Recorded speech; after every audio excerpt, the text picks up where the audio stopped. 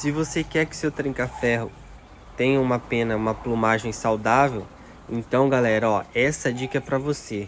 Eu vou te ensinar agora uma coisa, muita gente já deve saber, mas muita gente não sabe. Beleza, galera? Então, se liga aí no que é. Vamos lá, ó. Essa aqui, galera, ó, pega a visão. Vinagre de maçã. Essa é a dica que tem aqui hoje para vocês. Para que serve esse vinagre de maçã? Esse vinagre de maçã vai ajudar a matar pequenos ácaros, vai ajudar a tirar a coceira do passarinho. Sabe quando o passarinho fica se coçando muito? Vai aplumar e alinhar as penas. Como é que eu posso dar? Um bebedor de água, tá? Bebedorzinho de água. A gente vai colocar de 1 a 2 gotas. Beleza? Então já me segue aí para mais dicas, tá, galera? E tamo junto.